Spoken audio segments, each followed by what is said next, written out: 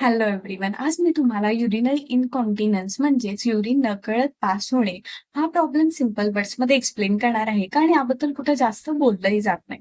तर हा प्रॉब्लेम का होतो हे आधी आपण एका सिम्पल एक्झाम्पल मधून समजून घेऊया. तर आपल्याला ब्लॅडर हे एक बलून असं इमॅजिन करायचं आहे आणि आपण बलूनला जी गाठ मारतो ती म्हणजे आपल्या ब्लॅडरला कंट्रोल करणारे आपले मसल. समजा बलूनमधून हवा पास होत असेल तर आपण काय म्हणतो, एकतर बलूनमध्ये प्रॉब्लेम आहे किंवा आपण गाठ नाही घट्ट बांधली. म्हणजेच ब्लॅडरमध्ये प्रॉब्लेम असेल, जसं की फॉर एक्झाम्पल इन्फेक्शन असू शकतं किंवा ब्लॅडरला जे मसल कंट्रोल करतात ते लूज झाल्यामुळे हा प्रॉब्लेम होऊ शकतो, म्हणजे युरिन नकळत पास होऊ शकते. तर यामध्ये काही 3 टाइप्स आहेत.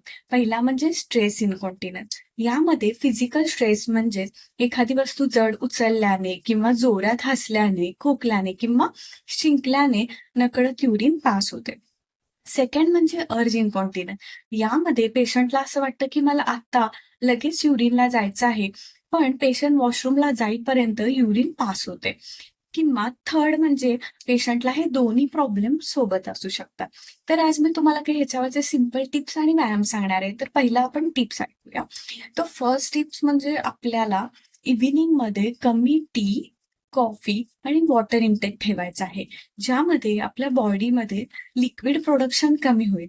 तहान लागली तर तुम्ही पाणी पिऊ शकता, पण त्याचे आपल्याला प्रमाण कमी करायचे, क्वांटिटी कमी करायची आहे. सेकंड म्हणजे आपल्याला हेल्दी बॉडी वेट मेंटेन करायचं आहे, डाएट कंट्रोल करायचा आहे.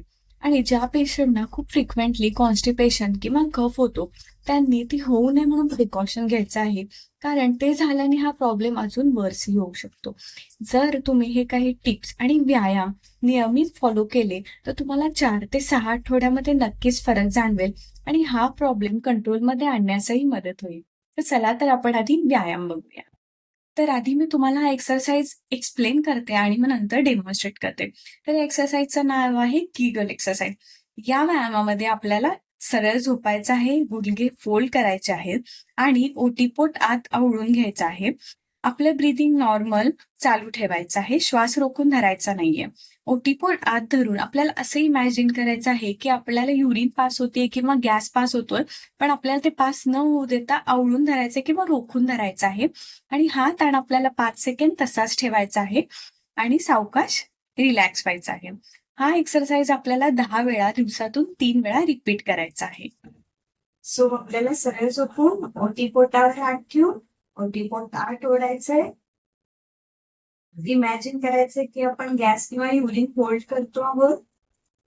रिलॅक्स. Again relax.